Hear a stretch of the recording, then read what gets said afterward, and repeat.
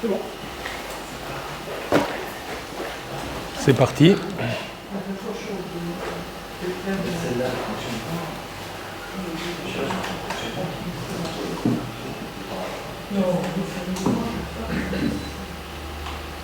C'est bon. Alors bonjour ou rebonjour. Bon, comme il est pratiquement 11h30, je vais pas me lancer dans tout ce que j'avais préparé. Ce qui me donne du coup une certaine liberté, et la liberté de dire que Gilles a bien fait de mettre en exergue cette femme admirable qu'est Anne. Moi, ce que cette femme m'inspire, ça tient en une phrase. Plus je connais les hommes, plus j'aime les femmes. Parce que, bon, vous savez quelle est la situation de cette femme, qui est mariée à un homme qui est bigame, et l'autre épouse, qui, elle, contrairement à Anne, qui n'est pas stérile, se moque d'elle, parce que à l'époque c'est une malédiction d'être stérile, donc elle se moque d'elle à longueur de temps, en disant « moi j'ai des enfants et pas toi ». Bon. Et le mari en question lui dit mais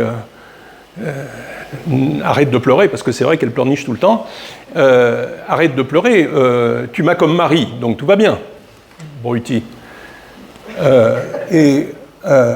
Anne, c'est pour moi l'exemple de, alors non seulement de la femme, mais ça c'est une qualité très féminine de ne pas faire semblant.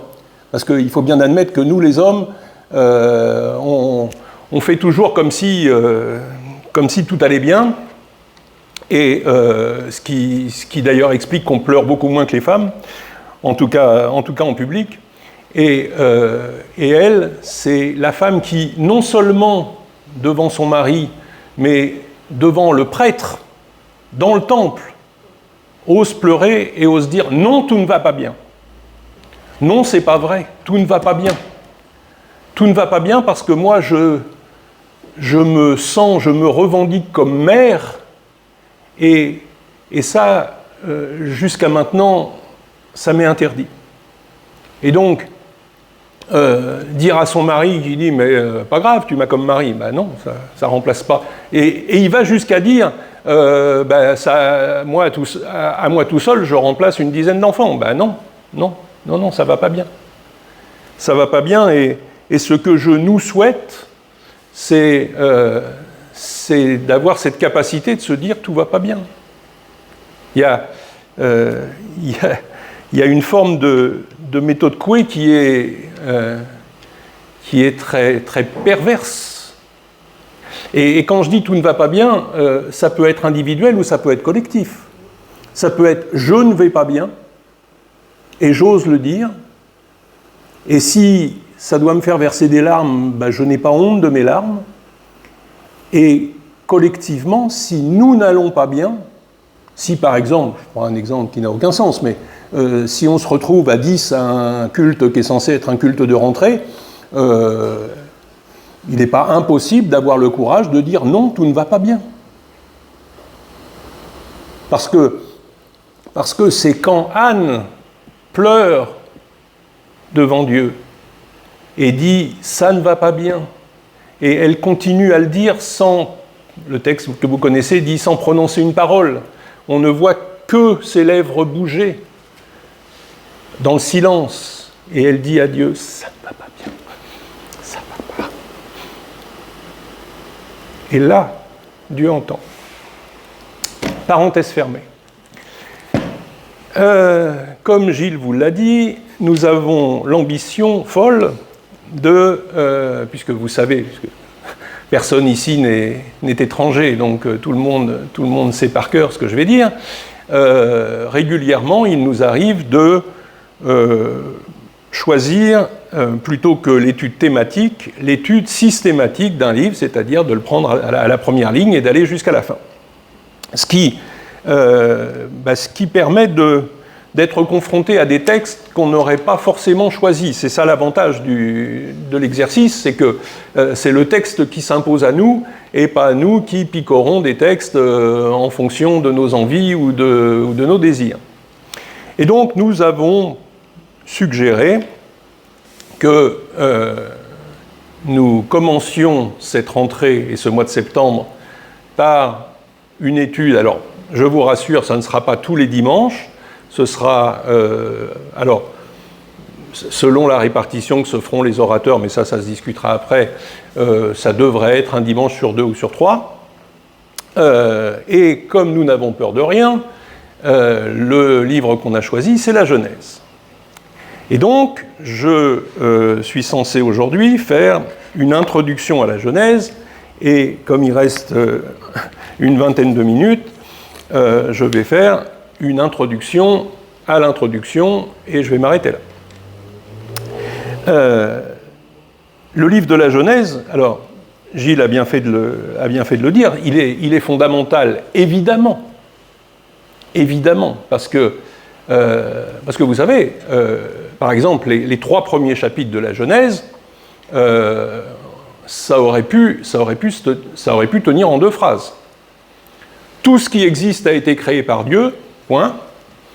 Chapitre 2, y compris le couple de crétins qui a cru qu'il s'était créé tout seul. Bon. Et là, on a le contenu des 3 mêmes premiers chapitres de la Genèse. Si c'est plus développé que ça, parce que rien n'est gratuit, vous connaissez la célèbre formule, tout a été écrit pour notre instruction, donc si ça va au-delà d'un simple concentré en disant, parce que après tout, c'était aussi possible d'écrire que Dieu était à l'origine de tout, si on a le processus, c'est qu'il y a derrière un objectif et une intention. Alors, introduire la Genèse, c'est quelque chose qui, encore une fois, ne peut pas sérieusement tenir dans un format aussi bref. Donc, aujourd'hui, je vais simplement, puisque j'ai un certain nombre de feuilles, et en fait, l'intérêt aussi de cet exercice, c'est que quand il est l'heure de s'arrêter, on s'arrête et on continue la fois d'après. Bon. Ce qui évite de déborder indéfiniment.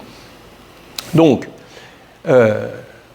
introduire la Genèse, ça comporte aussi, et c'est simplement ce à quoi je vais me tenir ce matin, puisque quand on attaque un livre, la première question à se poser, c'est qui l'a écrit, évidemment. Et donc, c'est uniquement cette question-là que je vais traiter ce matin. Qui a écrit la Genèse? Alors, si ça s'appelle Genèse, c'est parce que donc ça vient de la traduction grecque de la Bible, puisque la Bible commence, c'est le cas de le dire, par « au commencement », au début. Et en grec, ce mot-là se dit « génésis ».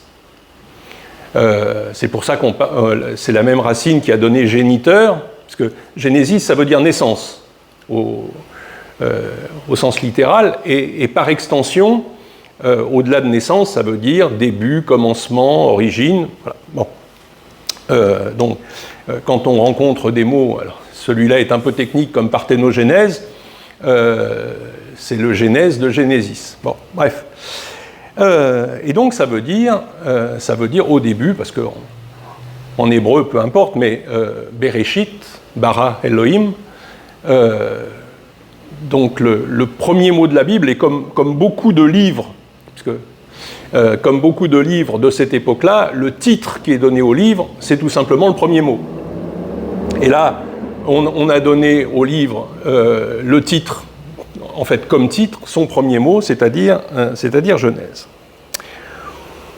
Vous savez tous, mais bon, ça fait partie des choses qu'on ne peut pas ne pas dire que c'est un des 5 livres de ce que dans la Bible hébraïque on appelle la loi, l'instruction, parce que Torah veut dire instruction, puisque la Bible hébraïque donc, qui correspond à notre Ancien Testament, la Bible hébraïque est divisée en 3 parties, ce qu'on appelle la loi, les prophètes et ce qu'on appelle globalement par simplification les autres écrits.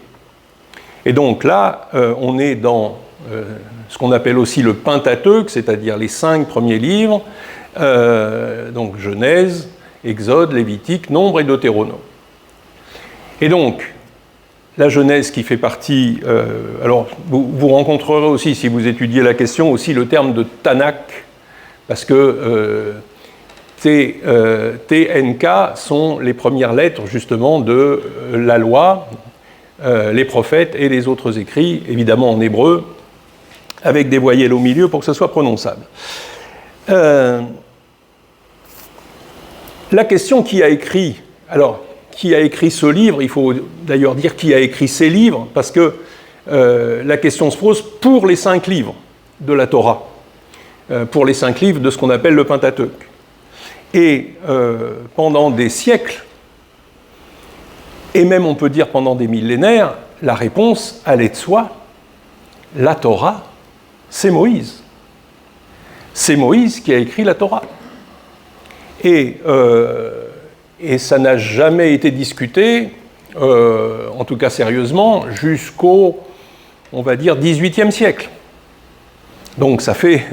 et alors je vais prendre des exemples. Alors, pourquoi est-ce qu'on a attribué la Genèse, alors les 5 livres, mais spécifiquement la Genèse, à Moïse? Ben, j'allais dire, c'est par raccourci de langage.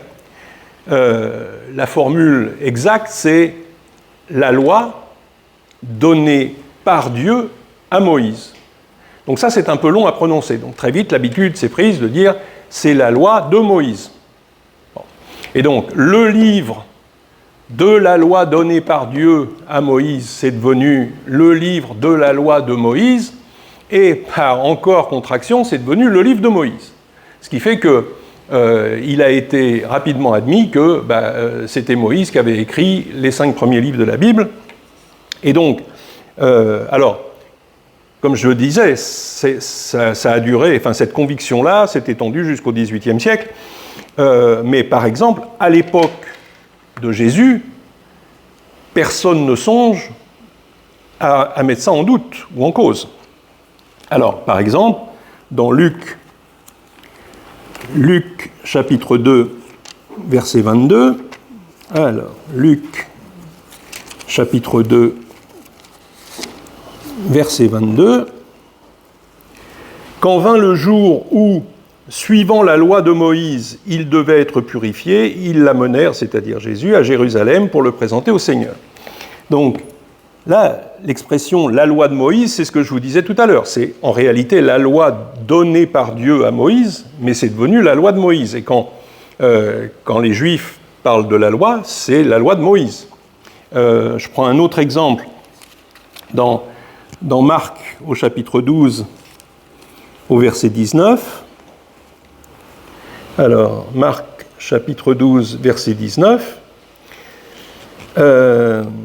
Donc les Sadducéens lui posèrent cette question: « Maître, Moïse a écrit pour nous, si un homme a un frère... » Et il cite la loi, et donc pour les Sadducéens qui disent à Jésus « Moïse a écrit pour nous », il n'y a pas l'ombre d'un doute que l'auteur de la Torah, c'est Moïse.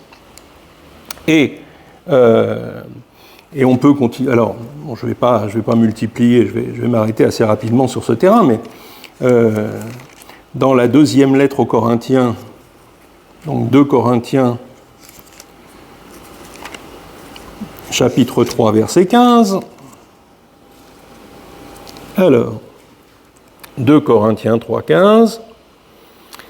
2 Corinthiens 3, 15. Vous êtes sûr de ça? Ah oui, pardon. Ça y est. 2 Corinthiens 3, 15.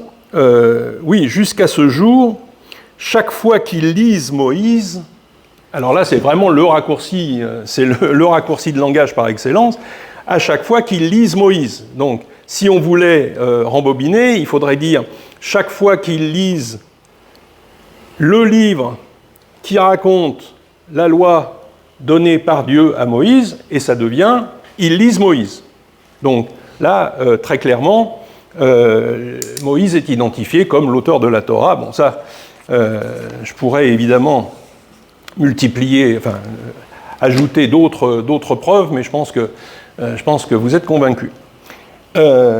Ça a deux avantages. Ça a deux avantages de croire ça.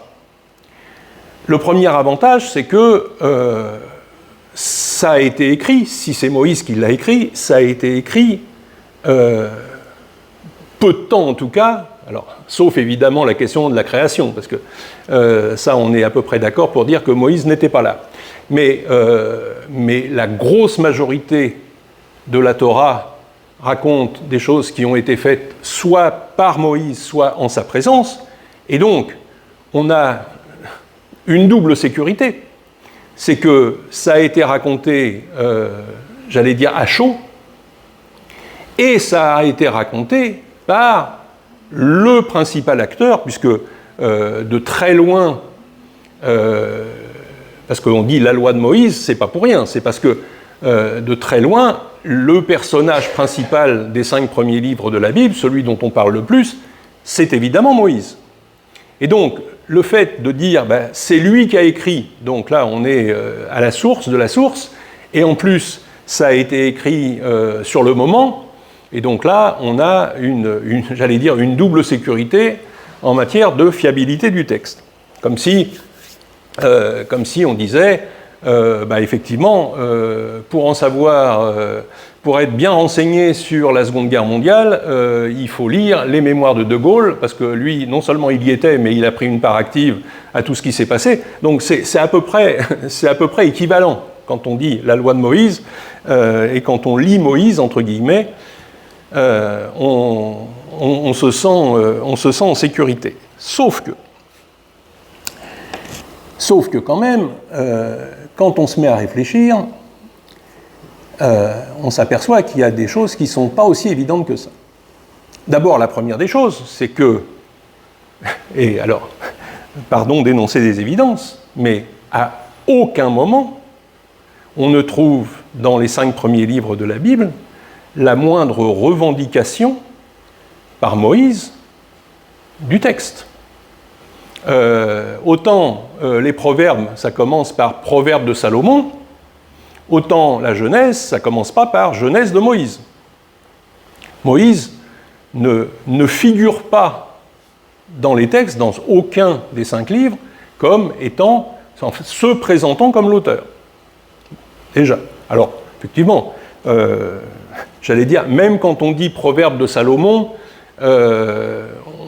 il y a beaucoup de gens aujourd'hui qui sont convaincus que ce n'est pas Salomon qui a écrit de la même manière. Enfin, c'est un exemple qu'on prend assez régulièrement.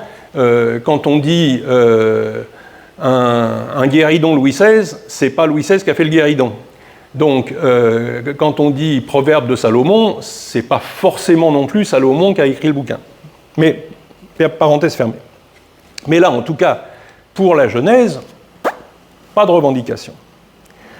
Deuxième petit problème, en hébreu, on sait dire « je ». Et là, à chaque fois que Moïse apparaît dans les 5 premiers livres, Dieu dit à Moïse, Moïse dit à Dieu, Moïse dit au peuple, Moïse revient, Moïse repart. Jamais je. Jamais rien ne peut laisser soupçonner que de cette manière-là, en disant je, ce qui est quand même la manière la plus simple de revendiquer la paternité d'un livre, jamais Moïse n'est désigné par je. Alors, on dirait, on peut se parler à la 3e personne, mais bon, c'est... La troisième chose qui fait réfléchir, c'est que même s'il y a, il faut bien le reconnaître, une certaine unité dans les 5 livres de la Bible, et une certaine continuité aussi, il y a des endroits où, très clairement, d'une page à l'autre, on change d'auteur. Et alors, le meilleur exemple de ce que je dis, c'est précisément le début de la Genèse, où, comme vous le savez sans doute, il y a non pas un, mais deux récits de la création.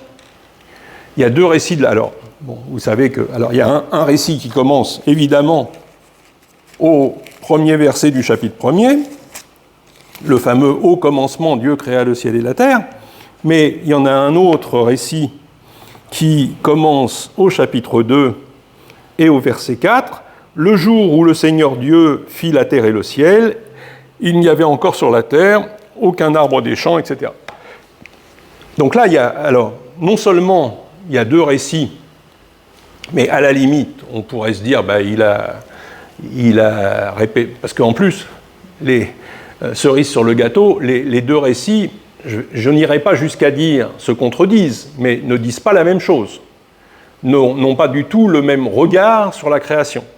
Si vous comparez les deux, vous verrez que c'est pas du tout la même chose qui est racontée.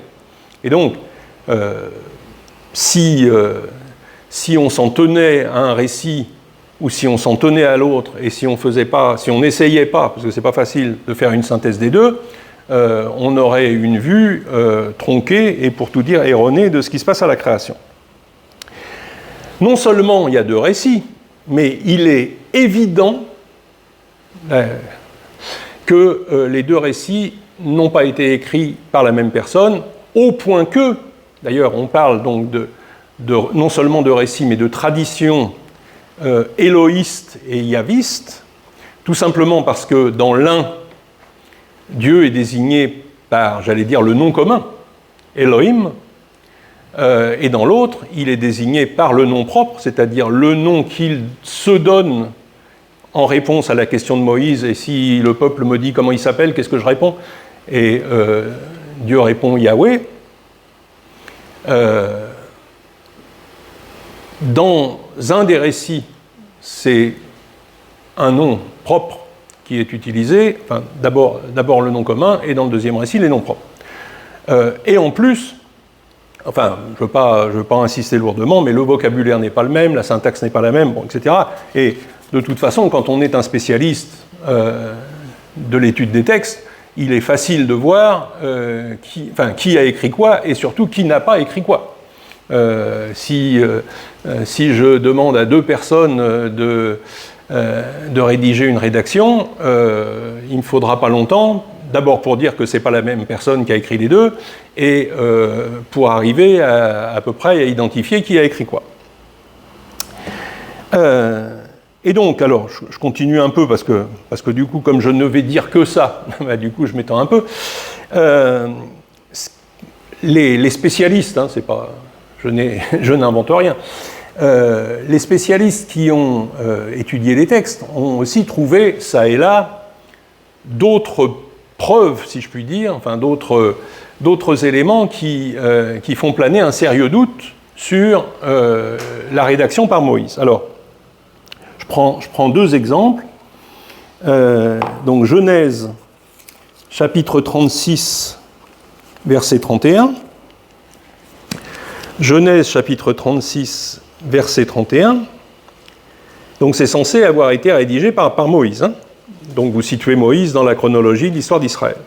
« Voici les rois qui ont régné au pays d'Édom avant que ne règne un roi israélite. » Mais comment tu sais que Israël, dans quelques siècles après ton existence, va avoir un roi? D'où tu sors ça? Alors, on peut toujours dire, effectivement, inspiration divine, Moïse a eu un éclair de génie et Dieu lui a montré que beaucoup plus tard, bien après lui, Israël aurait un roi. Sauf que, si c'était le cas, quand le peuple, puisque vous connaissez le texte qui est dans le premier livre de Samuel, quand le peuple a demandé un roi, le peuple aurait dû dire « Donne-nous un roi comme Moïse nous l'a annoncé quand il a dit qu'il y aurait un roi en Israël. » Or, pas un mot là-dessus. Pourtant, c'était l'argument royal, de dire on veut un roi, puisque Moïse a dit qu'un jour, il y aurait un roi en Israël. Pas un mot. Donc, effectivement, la conséquence raisonnable qu'il faut tirer de ça, c'est que quand ce passage-là a été écrit, il y avait déjà des rois en Israël. Donc on était au moins à l'époque de la royauté, et peut-être même au-delà. Il y a un argument que j'ai laissé passer aussi, parce que tout le monde le connaît, c'est que la Genèse, non, pas la Genèse, le Deutéronome, le dernier chapitre du Deutéronome, ça raconte quoi? Ça raconte l'enterrement de Moïse. Donc, là encore, on peut... Alors, l'explication de ceux qui veulent à tout prix attribuer à Moïse la rédaction des 5 premiers livres, parce que c'est quand même pas fréquent, admettez-le, que quelqu'un écrive un livre qui raconte sa propre mort, et surtout ce qui s'est passé le lendemain. Bon.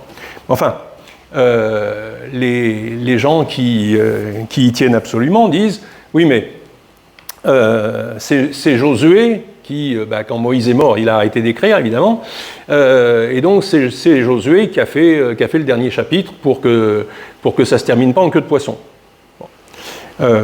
Là encore, l'explication la plus simple des deux, c'est de considérer que, tout simplement, le livre raconte la mort de Moïse, parce que Moïse est effectivement mort et l'auteur du livre a continué de vivre, et c'est la preuve que ce n'est pas la même personne. Bon.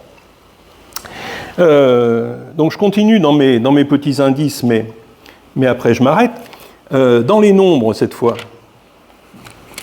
dans les nombres, qui sont aussi censés être attribués à Moïse, chapitre 22, verset 1er. Alors là, c'est un peu subtil. Hein. Voilà. Les fils d'Israël repartirent, ils campèrent dans la plaine de Moab, au-delà du Jourdain, à hauteur de Jéricho. Vous avez la carte en tête. Ils campèrent dans la plaine de Moab,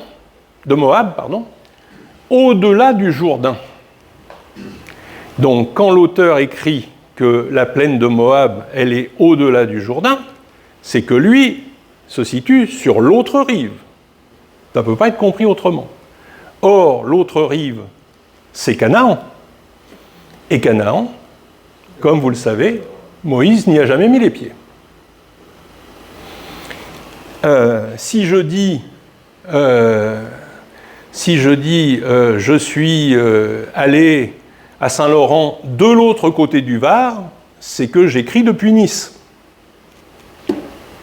Là, c'est pareil. L'auteur, il est en Canaan, où Moïse n'a pas vécu assez longtemps pour entrer. Enfin, bon, je m'arrête là, parce qu'il y a comme ça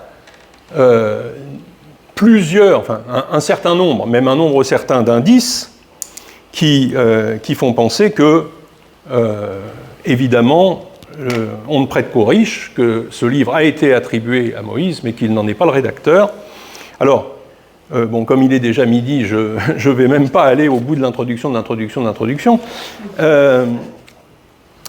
et je vais m'arrêter là en disant que les études... Alors, pardon, de toute façon, pardon d'avoir tenu un propos un peu scolaire, ça ne ressemble pas à l'exhortation qu'on est en droit d'entendre d'un culte, ou enfin, même... là, c'était un peu, oui, je répète, scolaire, mais ça me paraît important que ce genre de questions soit posées et soit traitées si on veut sérieusement attaquer l'étude d'un livre. Il ne faut pas rester avec un point d'interrogation au-dessus de la tête en se demandant qui l'a écrit. Et donc, je vous la fais brève, les études, alors par des gens extrêmement savants, mais qui ne m'ont pas entièrement convaincu, penchent vers une rédaction post-exilique, comme on dit, c'est-à-dire la rédaction de la Torah après. Alors, ça ne veut pas dire, comprenons-nous bien, ça ne veut pas dire qu'il n'y avait rien avant. Ça veut dire que, et ça ne veut pas dire non plus qu'avant, on se contentait d'une tradition orale et qu'on se récitait ça de père en fils. Non, il y avait des écrits, mais la compilation de ces écrits pour en faire 5 livres et pour appeler ça la Torah, on situe ça maintenant à l'époque du retour d'exil et avec des arguments qui, encore une fois, sont extrêmement savants mais qui ne m'ont pas convaincu. Il y a beaucoup de théologiens, beaucoup de spécialistes qui attribuent au moins la compilation, le rassemblement des textes pour en faire ce corpus qu'est le Pentateuque, qui attribue ça à Esdras, voilà, le prêtre. Bon, encore une fois, on ne prête qu'aux riches. Et mon point de vue, c'est qu'il ne faut pas commettre avec Esdras la même erreur qu'avec Moïse, qui était effectivement l'auteur tout trouvé, enfin, l'auteur bien pratique qu'on avait sous la main. Retour d'exil, Esdras, oui, pourquoi pas, mais ça peut être, j'allais dire, n'importe qui d'autre. Alors, effectivement, les études qui ont été faites permettent de situer. Alors, quand on dit situer, ce n'est pas à 2 jours près, évidemment. C'est à quelques années, voire quelques décennies près. Mais effectivement, alors quand on analyse les traces, même implicites, des événements qui sont évoqués dans les 5 premiers livres, on pense plutôt, effectivement, à la période du retour d'exil, mais c'est dit sans garantie. Alors, là, c'est le moment où j'étais censé vous dire, et maintenant, je m'attaque véritablement à l'étude de la Genèse, et je vous lis le premier chapitre, mais évidemment, il est midi, et évidemment, je garde ça pour une autre fois.